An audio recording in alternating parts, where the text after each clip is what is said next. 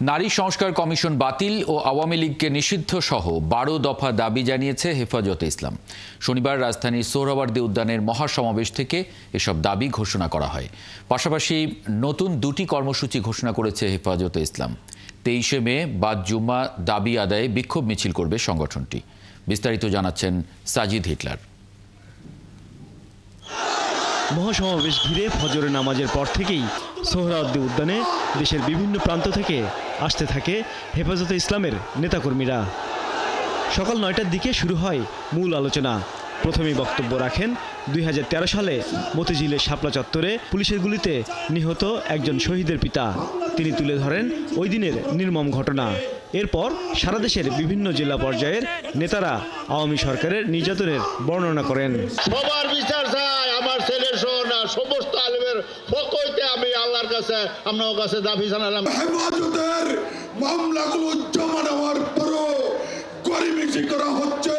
এ সময় অন্তর্বর্তী সরকারের উদ্দেশ্যে হেফাজতে ইসলামের আমিরের পক্ষে লিখিত বক্তব্য পড়ে শোনান সংগঠনের যুগ্ম মহাসচিব আজিজুল হক ইসলামাবাদী। তিনি বলেন, হেফাজতে ইসলাম নারীর ন্যায্য অধিকার প্রতিষ্ঠায় কাজ করছে। এই বিতর্কিত কমিশন ও কোরআন বিরোধী প্রতিবেদন অবিলম্বে বাতিল করতে হবে। জুলাই গণঅভ্যুত্থানের অন্যতম অংশীদার আলেম ওলামার পরামর্শ নিয়ে নতুন কমিশন গঠন করতে হবে। সংগঠনের আরেক যুগ্ম মহাসচিব মামুনুল হক ভারত সহ বিদেশি অপশক্তির বিরুদ্ধে হুঁশিয়ারি দিয়ে বলেন, বাংলার মাটি কেউ স্পর্শ করার চেষ্টা করলে তাদের বিরুদ্ধে শক্ত প্রতিরোধ গড়ে তোলা হবে। যদি বাংলাদেশের সার্বভৌমত্ব স্বাধীনতা হরণ করবার জন্য আমার স্বাধীন জনপদের 1 ইঞ্চি মাটি কেড়ে নেওয়ার জন্য যদি এই অপতৎপরতা চালানো হয়, চলমান এই অপতৎপরতা যদি বন্ধ না করা হয়, তবে আমি সারা দেশের দেশপ্রেমিক জনতাকে উদাত্ত আহ্বান জানাবো, যুদ্ধের প্রস্তুতি নাও, দেশের জন্য যুদ্ধের প্রস্তুতি নাও। মহাসমাবেশ থেকে 4 দফা দাবিতে 23 মে দেশব্যাপী বিক্ষোভের ঘোষণা দেন হেফাজতের মহাসচিব। নারীর ন্যায্য অধিকার প্রতিষ্ঠায় আগামী 3 মাসের মধ্যে বিভাগীয় সম্মেলন করা হবে। তথাকথিত কমিশনের নামে নারীদের অবমাননা নয়, বরং নারীদের ন্যায্য অধিকার ফিরিয়ে দেওয়ার জন্য কোরআন সুন্নাহর আইন মানাটা জরুরি। আর এসব বাস্তবায়নে অন্তর্বর্তী সরকারের প্রতি জোর দাবি হেফাজতে ইসলাম বাংলাদেশের। সাজিদ সরকার, 71, ঢাকা। ইসলামের ওপর আঘাত এলে সহ্য করা হবে না বলে হুঁশিয়ারি দিয়েছেন হেফাজতে ইসলামের মহাসমাবেশে যোগ দেয়া নেতাকর্মীরা। তারা বলেন, ইসলাম বিরোধী যে কোনো কার্যক্রম কঠোর হাতে দমন করা হবে। এ সময় শাপলা চত্বর ট্র্যাজেডি সহ বিভিন্ন সময়ে সংগঠিত গণহত্যার দায়ে আওয়ামী লীগের বিচারও দাবি করেন তারা। আরও জানাচ্ছেন শাহিদুজ্জামান সাকিব। হেফাজতে ইসলামের মহাসমাবেশ যেন জনসমুদ্র। আল্লাহ ও তার বিধানের বিরোধিতার বিরুদ্ধে মুসল্লিদের আগমন। সোহরাওয়ার্দী উদ্যানের ভেতরে বাইরে সবার কণ্ঠে একই আওয়াজ, বাংলার জমিনে ইসলাম বিরোধী ও ফেসিবাদীদের জায়গা হবে না। আল্লাহ তাআলার আইনের উপরে যারাই চলে তারাই পৃথিবীতে শান্তিতে বসবাস করতে পারে। আর আল্লাহ তাআলার আইনের বিরুদ্ধে যারা যায় তাদের অবস্থাই খারাপ হয়ে যায়। ইসলামকে বাংলাদেশ থেকে বাদ দিয়ে অন্য স্বার্থ কায়েম করতে চাচ্ছে, তাদের বিরুদ্ধে তিনি রুখে দাঁড়ান। এই দেশ 90% মুসলমানের দেশ। এদেশে কোনো কোরআন সুন্নাহ বিরোধী আইন বাস্তবায়ন হতে দেওয়া হবে না।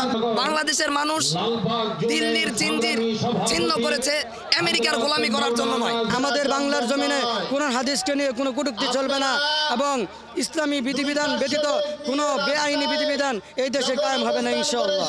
মহাসমাবেশে হেফাজতের কেন্দ্রীয় নেতারা জানান, ইসলাম বিদ্বেষী কোনো কর্মকাণ্ড মেনে নেওয়া হবে না। গণহত্যার দায়ে আওয়ামী লীগ ও শেখ হাসিনার বিচারের দাবিও জানান তারা। বাক স্বাধীনতার নামে ইসলাম বিরোধিতা যেই করবে তাকে আইনের আওতায় আনতে হবে। কুসংস্কার থেকে যদি ফিরে না আসে, তাহলে হেফাজতে ইসলাম কঠিন থেকে কঠিন কর্মসূচি দিতে বাধ্য হবে। আওয়ামী লীগকে দলিশে বিচার করতে হবে। বিচার আগ পর্যন্ত তার কোন নির্বাচন অংশ নেওয়ার সুযোগ থাকতে পারে না। মুসলিম দেশের রাষ্ট্রপ্রধান হয়ে ইসলামের বিরুদ্ধে কোনো কিছু করবেন, আমরা সহযোগিতার হাত গুটায় নেব। আপনার বিরুদ্ধে কাপড় নিয়ে মাঠে নামতে বাধ্য। মহাসমাবেশে অংশ নেন আমার দেশের সম্পাদক ডক্টর মাহমুদুর রহমান। তিনি জানান, নারী সংস্কার কমিশন অপ্রয়োজনীয় ইস্যু তৈরি করেছে। আপনারা কেন অপ্রয়োজনীয় ইস্যু তৈরি করছেন? নারী কমিশন করবার জন্য জুলাই বিপ্লবের তরুণেরা জীবন দেয় নাই, তারা জীবন দিয়েছিল বাংলাদেশকে ফ্যাসিবাদ মুক্ত করবার জন্য। অনুষ্ঠানে অংশ নিয়ে এনসিপি নেতা হাসনাত আব্দুল্লাহ জানান, শাপলা ট্র্যাজেডিতে শহীদদের পরিচয় প্রকাশ করা জরুরি। আমরা আপনাদের কাছে অনুরোধ জানাবো, এই শাপলা হত্যাকাণ্ডে যারা শহীদ হয়েছে, আজকের এই মঞ্চ থেকে এই শহীদের লিস্ট আপনারা জাতির সামনে প্রকাশ করুন। আজকের এই মহাসমাবেশ থেকে হেফাজতে ইসলামের নেতাকর্মীদের পরিষ্কার বার্তা, বাংলাদেশে ইসলাম বিরোধী কোনো কার্যকলাপ বরদাস্ত করবেন না তারা। সরকার যদি কোনো ইসলাম বিরোধী সিদ্ধান্ত নেয় তাহলে তা কঠোর হস্তে প্রতিহত করার হুঁশিয়ারি উচ্চারিত হয়েছে কেন্দ্রীয় নেতৃবৃন্দের বক্তব্যে। সমাবেশে আসা নেতাকর্মীদের প্রত্যাশা, সরকার তাদের দাবিগুলো মেনে নিবে। শাহিদুজ্জামান সাকিব, ৭১, ঢাকা। রাজধানীর গুলশান কার্যালয়ে বিএনপির যৌথ সভা চলছে। এ বিষয়ে বিস্তারিত জানাতে যুক্ত হচ্ছেন সহকর্মী শফিকুল ইসলাম।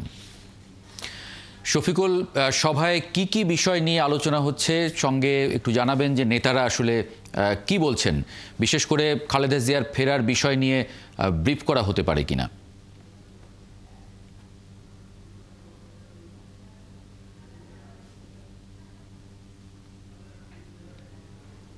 জি, আমরা এরই মধ্যে জানছি যে সেখানে সংবাদ সম্মেলন শুরু হয়েছে। আমরা সরাসরি একটু সেখানে যোগ দিই।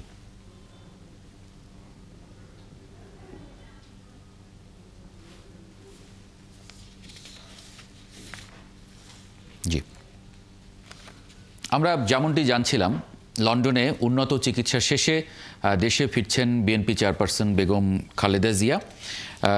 4 মে লন্ডন সময়ে বিকেল 5টায় বাংলাদেশ বিমানের একটি ফ্লাইটে ঢাকার উদ্দেশ্যে রওনা দেবেন তিনি। পরদিন সকাল 11টায় তার বাংলাদেশে পৌঁছানোর কথা রয়েছে। এদিকে দীর্ঘ 17 বছর নির্বাসনে থাকার পর সেদিন দেশে ফিরছেন বিএনপি চেয়ারপারসনের পুত্রবধূ ডাক্তার জোবাইদা রহমান। সাথে থাকছেন আর এক পুত্রবধূ শর্মিলা রহমানও। বিস্তারিত জানাচ্ছেন আরিফ মাহমুদ। লন্ডনে চিকিৎসা শেষে 3 মাস 25 দিন পর 5 মে লন্ডন থেকে দেশে ফিরছেন বিএনপির চেয়ারপারসন ও সাবেক প্রধানমন্ত্রী বেগম খালেদা জিয়া। গত জানুয়ারি মাসের 8 তারিখে উন্নত চিকিৎসার জন্য লন্ডনে আসেন বেগম খালেদা জিয়া। ভর্তি হন দ্য লন্ডন ক্লিনিকে বিশেষজ্ঞ চিকিৎসক প্যাট্রিক কেনেডি ও জেনিফার ক্রসের তত্ত্বাবধানে একটানা 18 দিন চিকিৎসা চলে সাবেক এই প্রধানমন্ত্রীর। অনেকটা সুস্থ হওয়ার পর চিকিৎসকদের পরামর্শে ছেলে তারেক রহমানের বাসায় নেওয়া হয় তাকে। সেখানেও চলে বেগম জিয়ার চিকিৎসা। দলের চেয়ারপারসন লন্ডনে থাকা অবস্থায় আনন্দের মধ্যে ছিলেন যুক্তরাজ্য বিএনপির নেতাকর্মীরা। তবে প্রিয় নেত্রী দেশে ফেরাতে শূন্যতা অনুভব করছেন তারা।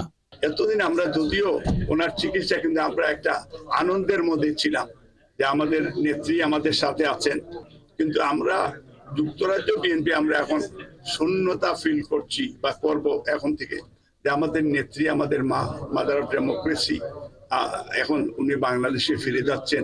এদিকে দীর্ঘ 17 বছর পর নির্বাসনের থেকে বেগম জিয়ার সাথে দেশে ফিরছেন পুত্রবধূ ডাক্তার জুবাইদুর রহমান। এ নিয়েও উৎফুল্ল দলের নেতাকর্মীরা।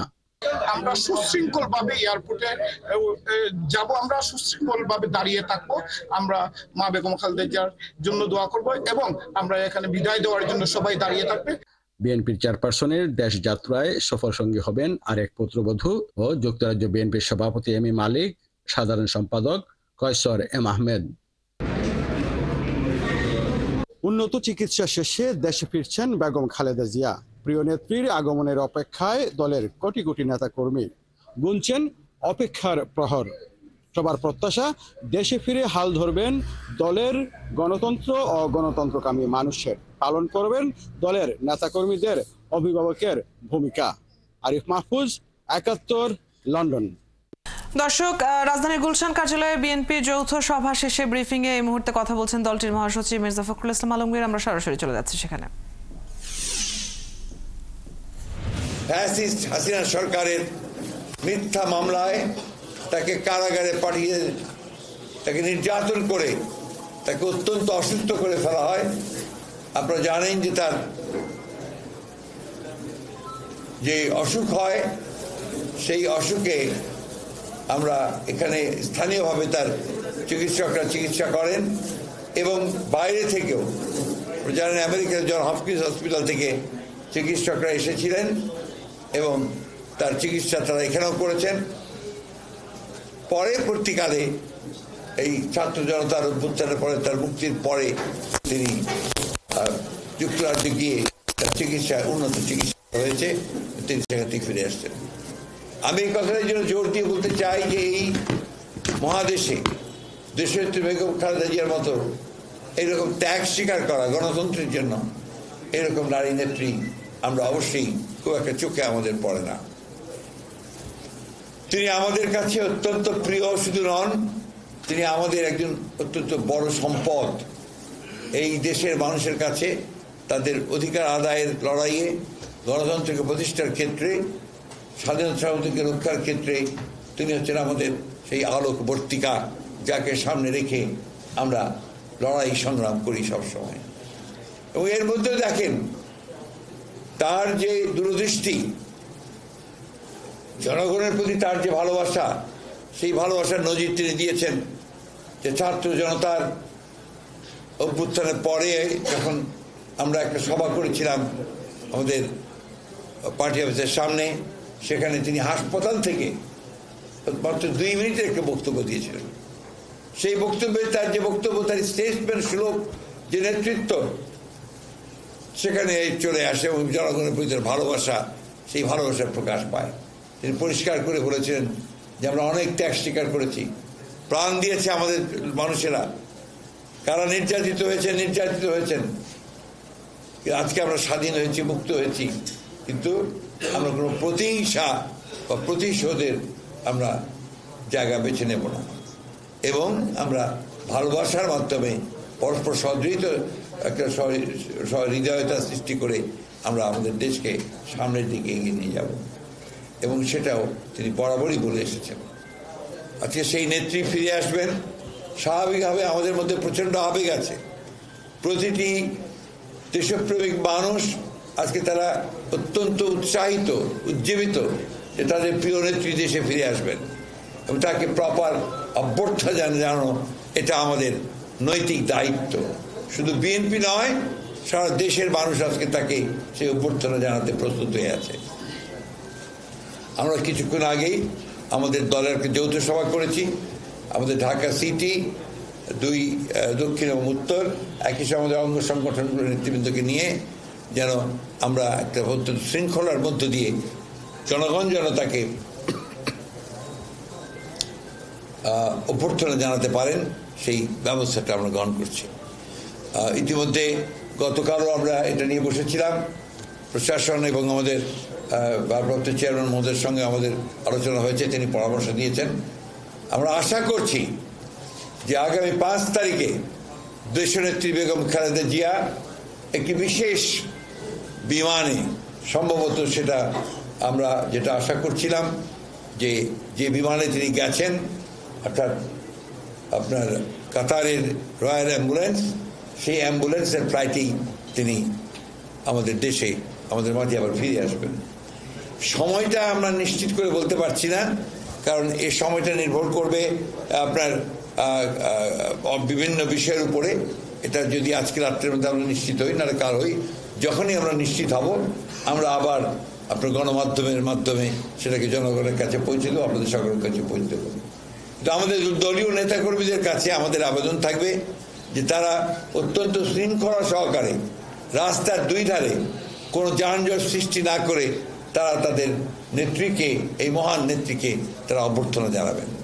আমরা যেটা সাজেস্ট করেছি যে এক হাতে জাতীয় পতাকা, আরেক হাতে দলীয় পতাকা দিয়ে আমরা তাকে অভ্যর্থনা জানাবো, এটা হচ্ছে আমাদের সিদ্ধান্ত। এবং আমাদের নেতৃবর্গ দায়িত্ব নিয়েছেন যে তারা শৃঙ্খলার মধ্য দিয়ে এই অভ্যর্থনা যেন আমরা দিতে পারি সে ব্যবস্থা তারা নিশ্চিত করবেন। জনগণের কাছে আমাদের আহ্বান থাকবে যে এই ফ্লাইটটি আসার পরে বা আগে তারা যেন যে এলিভেটেড এক্সপ্রেসওয়ে যেটা আছে সেই পথটি যেন তারা নেওয়ার চেষ্টা করেন, অর্থাৎ বিমানবন্দর থেকে কাকরি পর্যন্ত সেই জায়গাটা যেন তারা মানে মেইন নিচে যে রাস্তা আছে সেটাকে অ্যাভয়েড করে তারা এলিভেটেড এক্সপ্রেসওয়েটাকে যেন নেওয়ার ব্যবস্থা করেন, এটা তাদের কাছে আমাদের অনুরোধ থাকবে। আমার বিশ্বাস এইভাবে জনগণ সম্পূর্ণভাবে সহযোগিতা করবেন এবং তারা তাদের প্রিয় নেত্রীকে রিসিভ করার জন্য তারা সব রকম ব্যবস্থা নেবেন। আমি দলীয় নেতাকর্মীদেরকে অনুরোধ করব যে ঠিক যেভাবে আমরা আলাপ করেছি সেইভাবে যেন আমরা আমাদের কাজগুলো করতে পারি, কোনো শৃঙ্খলা যেন নষ্ট না হয় সে বিষয়টা আমরা যেন নিশ্চিত করতে পারি। আপনাদের সকলকে ধন্যবাদ। বিশেষ করে আমি সাংবাদিক ভাইদেরকে বলবো যে আপনারা সবসময় সহযোগিতা করেছেন, এই দিনও অনুরোধ করব যে আপনাদের গাড়িগুলো নিয়ে ওই যে সামনে গিয়ে আপনারা কাভার করার চেষ্টা করেন, তাতে করে আগে আমাদের অনেক সময় দেখা যায় যে আমাদের লোকজন আপনার ম্যাডামের গাড়ির সামনে দাঁড়িয়ে হাঁটতে শুরু করে। That creates A real problem. আমি কথা এই জন্য বারবার করে বলছি যে উনি আসবেন প্রায় 7-8 ঘন্টা 10 ঘন্টা ফ্লাইটে আসবেন, আসার পরে তারপরে আবার বাসায় ফিরতে যদি ওনার 4-5 ঘন্টা লাগে তাদের রাস্তায় অসুস্থ হয়ে পড়বেন। সুতরাং আমাদের উচিত হবে যে তাকে যত দ্রুত সম্ভব বিমানবন্দর থেকে তিনি যেন বাসায় যেতে পারেন সেটাকে। দেশের আবহাওয়া ও পারিপার্শ্বিকতা বিবেচনায় রেখে জাতীয় নির্বাচন অনুষ্ঠানের জন্য দুটি আলাদা সময়ের প্রস্তাব দিয়েছে জামায়াতে ইসলামী। তবে তার আগে ফ্যাসিস্টদের বিচার নিশ্চিতের আহ্বান জানান জামায়াতের আমির ডাক্তার শফিকুর রহমান। আর উপদেষ্টাদের কোনো রাজনৈতিক বক্তব্য দিতে হলে সরকার থেকে বেরিয়ে এসে দেওয়ার আহ্বানও জানিয়েছেন তিনি। বিস্তারিত ফরহাদ ইবনে মালিকের প্রতিবেদনে। রাজধানীর আল ফালাহ মিলনায়তনে দেশের 64 জেলা ও মহানগরের আমিরদের উপস্থিতিতে জেলা ও মহানগর আমির সম্মেলনের প্রথম দিন। প্রথম সেশনে উদ্বোধনী বক্তব্য রাখেন দলের আমির ডাক্তার শফিকুর রহমান। সুষ্ঠু ও বস্তুনিষ্ঠ নির্বাচনের জন্য কিছু সংস্কার প্রয়োজন উল্লেখ করে দেশের আবহাওয়া বিবেচনায় নির্বাচনের জন্য দুটি সময়ের প্রস্তাব দেন তিনি। যদি অংশীজনেরা সবাই সেরকম সহযোগিতা করে, আমরা মনে করি সরকারের ঘোষিত সময়ের ভিতরে সংস্কার সাধন করে নির্বাচন সম্ভব। এর জন্য দুটি সময়কে আমরা উপযুক্ত মনে করি। একটি হচ্ছে ফেব্রুয়ারি মাস সোজা শুরু হওয়ার আগে, আরেকটি হচ্ছে যদি কোনো কারণে এই সময়ের ভিতরে সংস্কারগুলো এবং বিচারের দৃশ্যমান প্রক্রিয়া জনমনে আস্থা সৃষ্টির পর্যায়ে না আসে তাহলে ম্যাক্সিমাম এপ্রিল পার হওয়া উচিত নয়। এ সময় সরকারের থেকে উপদেষ্টাদের নির্বাচন নিয়ে বক্তব্য দেওয়ার সমালোচনা করেন তিনি। কিন্তু মাঝে মাঝে সরকারের কিছু উপদেষ্টা অনাকাঙ্ক্ষিত কিছু আচরণ করেন, আমরা বিস্মিত হই এবং এই ধরনের অনাকাঙ্ক্ষিত আচরণ থেকে অবশ্যই তাদেরকে বিরত থাকতে হবে। রাজনৈতিক বক্তব্য দিতে হলে ওখান থেকে বের হয়ে এসে দেন, ওখানে থেকে নয়। নারী সংস্কার কমিশনের দেয়া প্রস্তাব ও কমিশন দুটোই প্রত্যাখ্যানের ঘোষণা দেন আমির। ওই কমিটি বাতিল করতে হবে, কমিটি শেষ তো রিপোর্টও শেষ। ফরহাদ ইবনে মালিক, 71, ঢাকা। অনির্বাচিত সরকার দীর্ঘস্থায়ী হলে সমস্যা বাড়ে, তাই জনগণ ভোটের মাধ্যমে সরকার চায় বলে জানিয়েছে জাতীয়তাবাদী সমমনা জোট এনপিপি। অন্যদিকে রাষ্ট্র পুনর্গঠন ও গণতান্ত্রিক ব্যবস্থা প্রতিষ্ঠায় রাজনৈতিক দলগুলো ছাড় দেবেন বলে আশা জানিয়েছেন জাতীয় ঐক্যমত্য কমিশনের সহসভাপতি ডক্টর আলী রিয়াজ।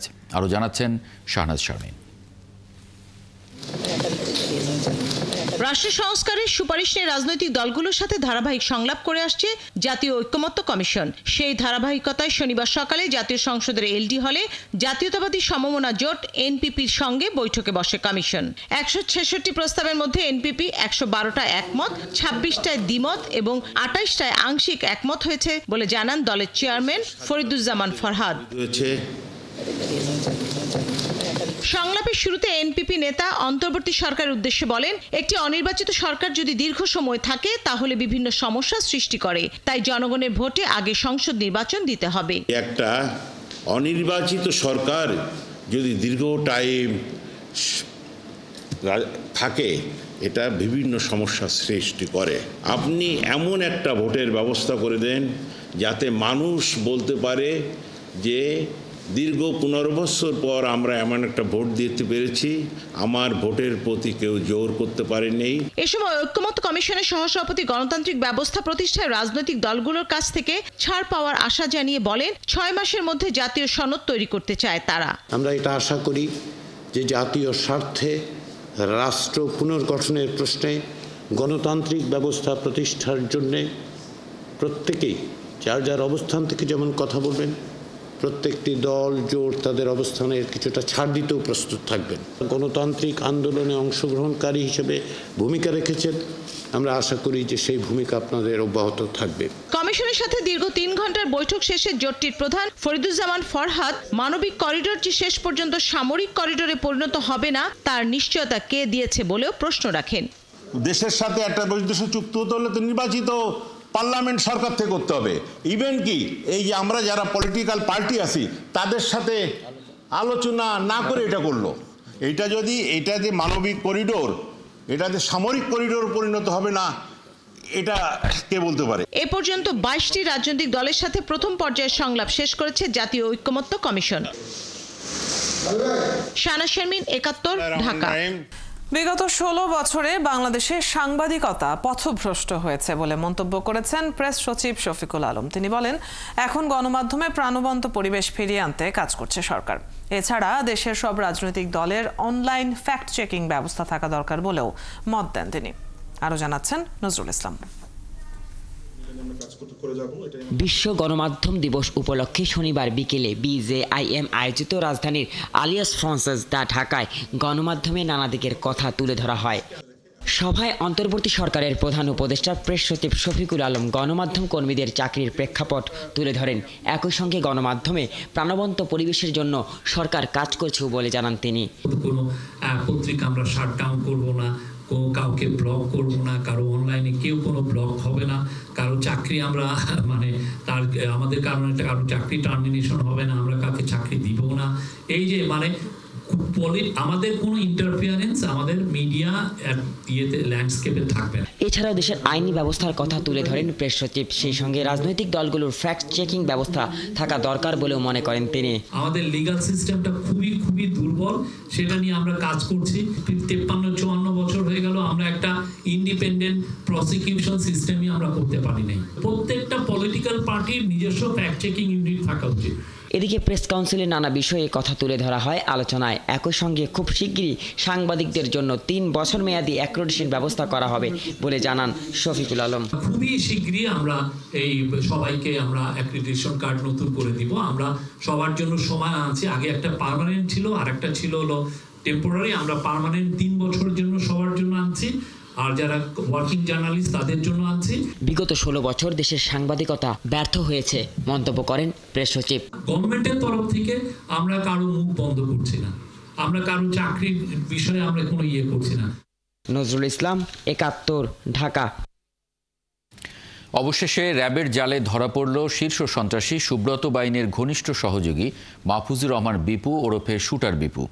শনিবার ভোরে তাকে ফরিদপুর থেকে গ্রেপ্তার করা হয়। র্যাব জানিয়েছে, যুবদল নেতা আরিফ হত্যা মামলার এজাহার নামীয় আসামি শুটার বিপু। বিস্তারিত জানাচ্ছেন নিবিড় সাহা। গেল 5 মার্চ রাতে রাজধানীর মগবাজারের TND কলোনিতে অস্ত্রের মহড়া দেওয়ার সময় গণপিটুনির শিকার হন শীর্ষ সন্ত্রাসী সুব্রত বাইনের ঘনিষ্ঠ সহযোগী মাহফুজুর রহমান বিপু ওরফে শুটার বিপু। পরে বিপুকে ঢাকা মেডিকেলে নেওয়া হয়, তবে প্রাথমিক চিকিৎসা শেষে তাকে ছেড়ে দেয় পুলিশ।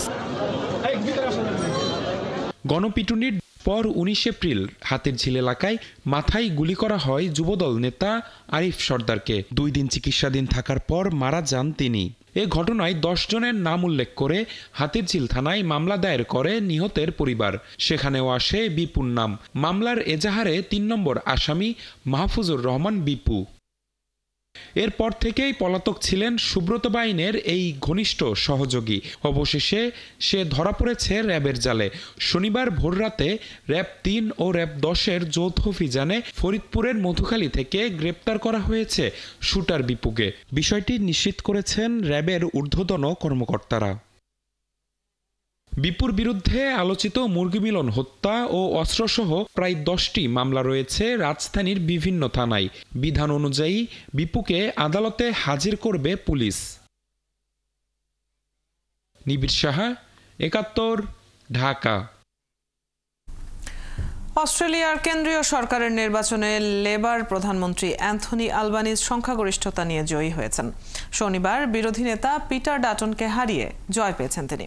স্থানীয় গণমাধ্যমের প্রতিবেদনে বলা হয়েছে, ভোটে অ্যান্থনি আলবানিজের লেবার পার্টি সংখ্যাগরিষ্ঠতা পেয়ে জয় পেয়েছে।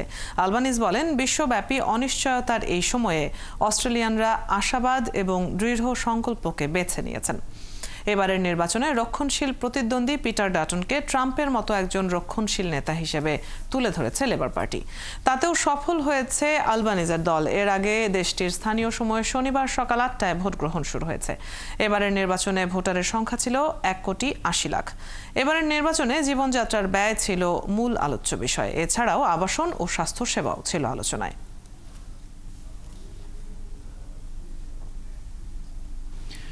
চলছে সংবাদ সংযোগ। সরাসরি সংবাদ অনুষ্ঠান দেখতে চোখ রাখুন ৭১-এর ফেসবুক পেজে এবং সাবস্ক্রাইব করুন ৭১-এর ইউটিউব চ্যানেল। থাকুন ৭১-এর সাথে।